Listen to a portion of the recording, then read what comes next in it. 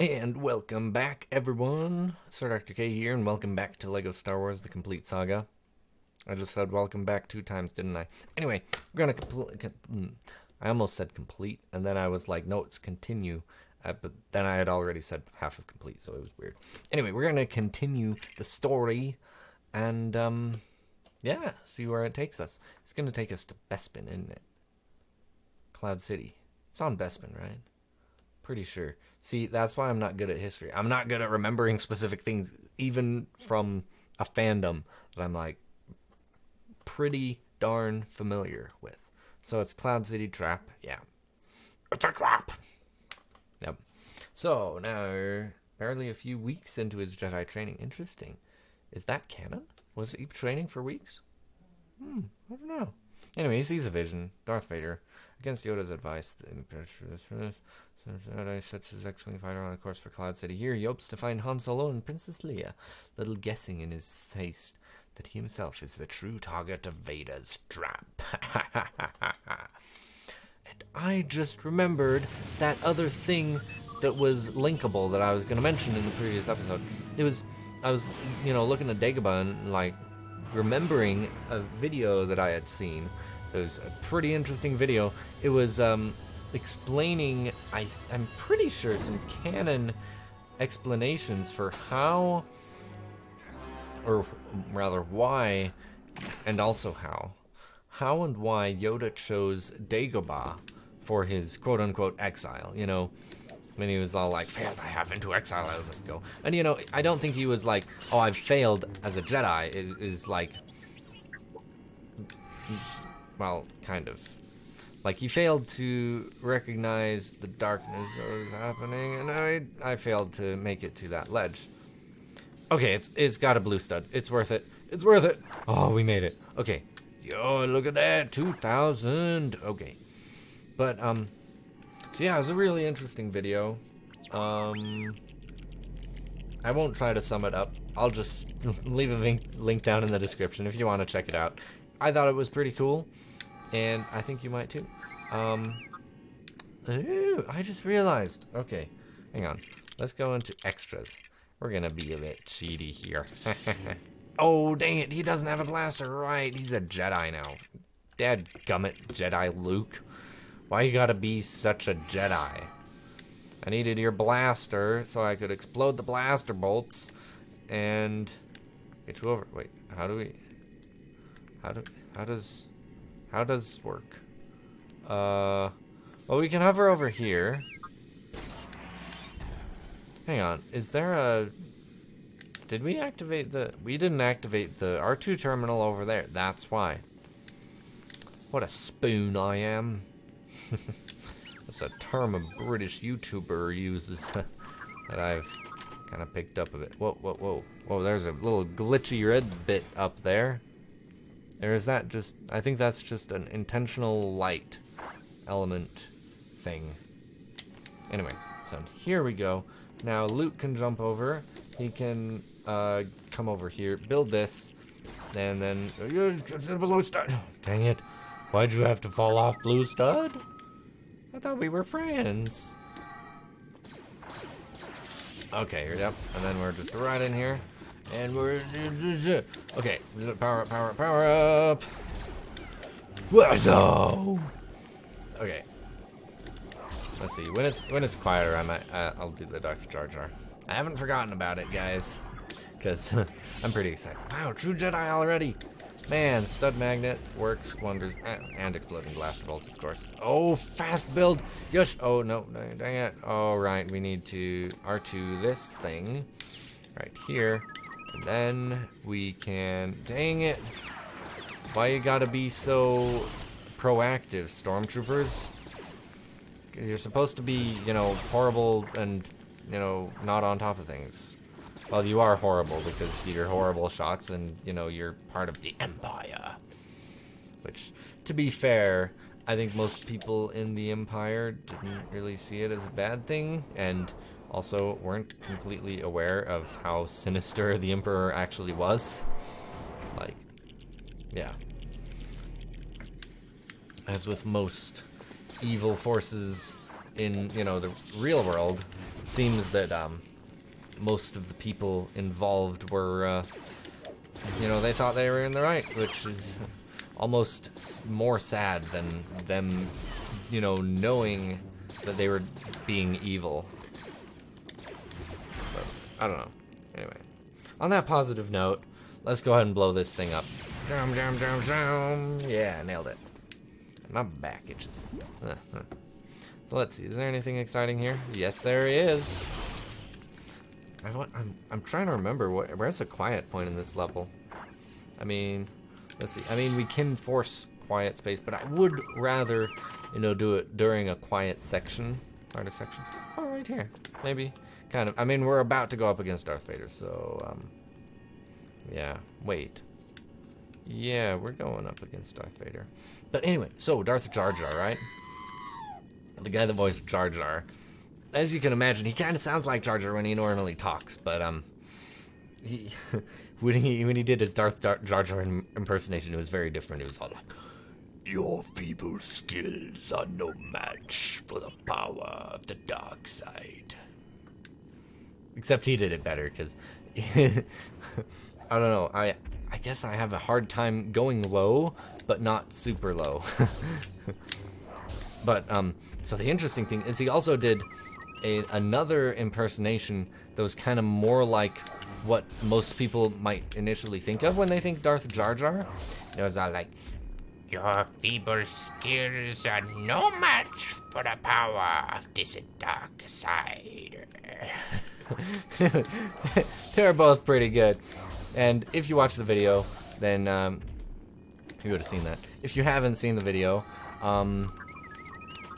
I will have put an annotation on the screen and also included the same link in the description of this one. So if you didn't see that video, go check it out. And, well, you probably have already checked it out. Or you have said, "No, I just hate, you know, knowing what, hearing the original after hearing," and oh gosh, after hearing some bloke's rendition of it. How do we get across? Right. Okay. Okay, we got it. All right, R2, you ready for this? Whee! Oh, how does move? Move. There we go. So now we're just gonna. Can we go further? Drop him right there. Yeah, that's right, R2. You work your magic. That's perfect. And then we'll go ahead and. What you coming back for, R2? Oh, never mind. You were right, R2. We need to be back here. We need to get our Stormtrooper helmet. We were doing pretty good at keeping it on for a while. But, then we didn't. You know, I kind of want to try his initial impersonation once more. Okay, let's see. Because it was really dark, but also he doesn't have a super low voice, because it was kind of different. Let's see. "Your feeble skills are no match for the power of the dark side." Oh, and we lost our helmet. I don't know. You guys can let me know down in the comments how I did on that. If you did enjoy it, you know, you might want to hit that thumbs up button if you want. Totally up to you.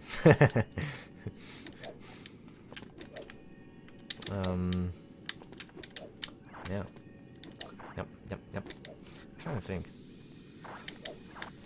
Because there are some other cool Star Wars impersonations that I've kind of worked on. I like how Luke does it, because he's all like, "Hi there," I'm kind of excited. It's kind of cool. I don't know. But like, don't want to give anything away, but like some of them don't work super well if you want to keep things quiet. Oh, sweet, a mini kit. I wasn't even trying for that. But yeah, there's one in particular that's really fun to do, but it's also really fun to have a time to do it, because you have to do it really loud. That's what you have to do. And so, you know, you kind of have to do it like when you're alone in the car. I've done that several times. It's pretty fun.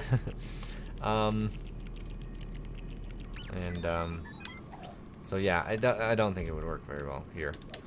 Yes! Another mini kit. Wait, do we just... Yeah, if we stand on this. I was looking for like a lever or something to activate. Come on, R2. Let's go face Darth Vader. It's funny that he's taking R2 into battle. Like, R2's not a great choice for battle. And, Luke, you should probably get on here, too. Because you're the one with the actual weapon. Thankfully, though, Vader's only interested in fighting you, for whatever reason.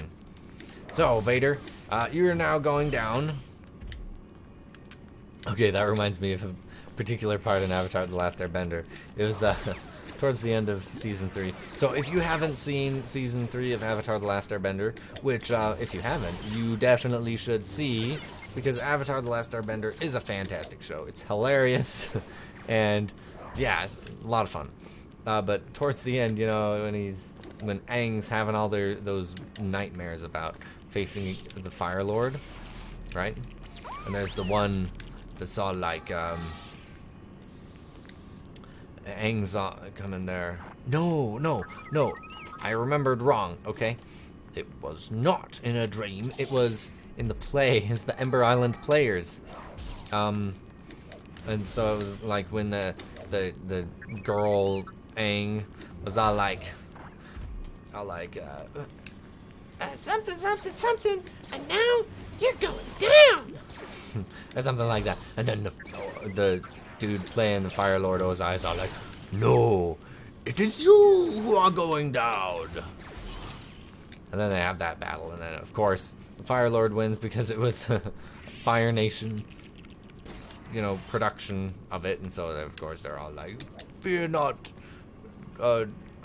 citizens, or whatever, the Avatar will not be, will not prevail against the awesome Fire Lord. Oh gosh, okay. I almost made it to that health before dying, but I didn't.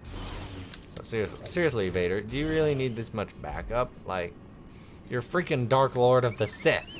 Do you need those stormtroopers? No, let's face it, one-on-one, you know, like men.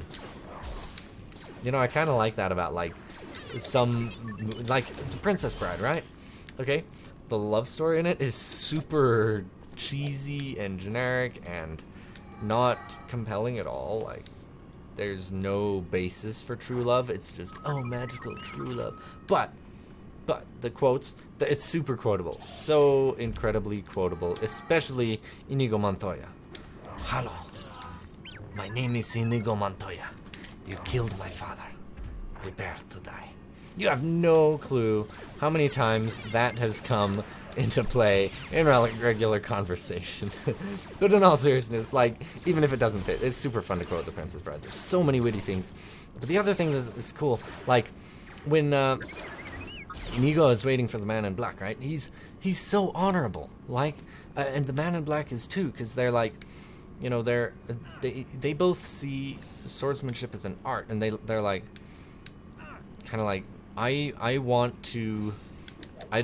want to win based on my skill. I don't want to win because I played dirty or I took advantage of a time when you weren't necessarily paying attention. Like, I want to win honorably, or at a point when you were particularly vulnerable, right? So when Inigo is waiting for the Man in Black, he's all like, he wants to help him up. He's not gonna, like, try to kill him before he reaches the top. He's gonna be like, okay, we're gonna face one-on-one, you know, like men. And I think that's super cool. Like, and there are other, like, cultures that kind of do that. I guess chivalry is what it is, because, you know, the chivalry, ancient code of conduct, that actually has quite a bit to do with combat, I guess. I don't know that much about chivalry, but I'm pretty sure it has some stuff to do with this. And this particular part, sorry R2, I meant to force that thing.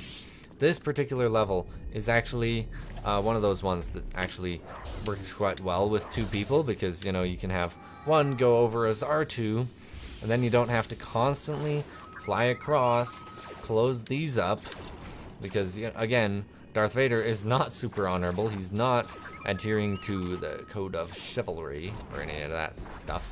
He's just like, hey, I'll stick my lackeys on you and try to kill you that way.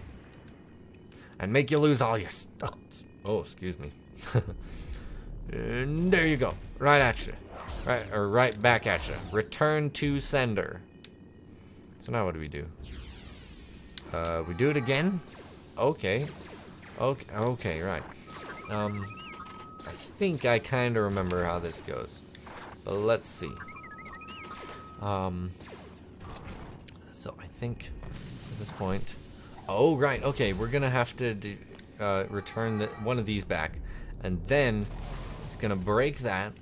And then that's gonna be forcible so that we, Luke, can get across as well as R2.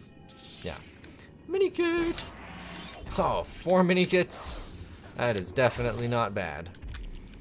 So here it's kind of interesting because it's like we're progressing through the level, but we're also fighting Darth Vader a little bit along the way. Like, you know, here's some, there's some, and we can get this mini kit. Yeah. Oh, look, there's a little platform. I didn't even realize that was a thing. But that is. And we're low on health. Oh, man. And I've been pseudo-itching my nose a lot. That's kind of weird. And there I go, doing it again.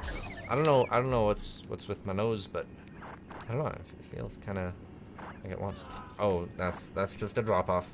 Don't come this way, R2. It's a bad idea. Yeah, there we go. Oh, this is gonna be intense. Oh, it's a heated battle. Oh man. Ground pound. Okay. And then it switches to the blue one.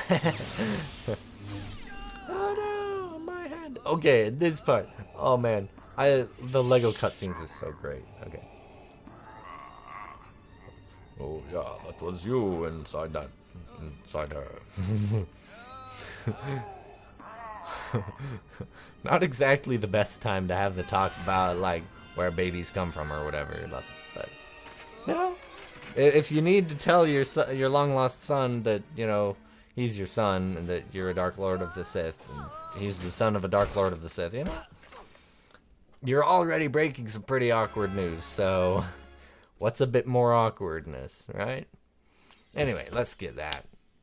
There, Luke Skywalker. We're getting quite a bit of Luke Skywalker skins, if you will. Let's see. Okay. We got 71,000. I actually looked. I was actually keeping pretty good tabs on my stud numberage, but awesome. 955,000 studs. Okay, right. And next is going to be the escape from Cloud City, where we're like, hang on. Because Han's gotten frozen in carbonite. Han's going to get frozen in carbonite in the next chapter. And we're going to be Luke and... No, Leia. And Lando and Chewbacca. C-3PO? Something. We're going to be some people with blasters. And we're going to be escaping from Cloud City. And it's going to be exciting. But that's it from now. That's all going to happen later. So, if you enjoyed this video, hit that like button. Leave me a comment down below if you have something to say. Share it with your peeps if you think they would enjoy it. If you enjoyed it, I mean, that's the thumbs up. But if you think they would enjoy it, that's the share. And of course, subscribe if you want to keep up to date on everything. And yeah, catch you in the next one, guys.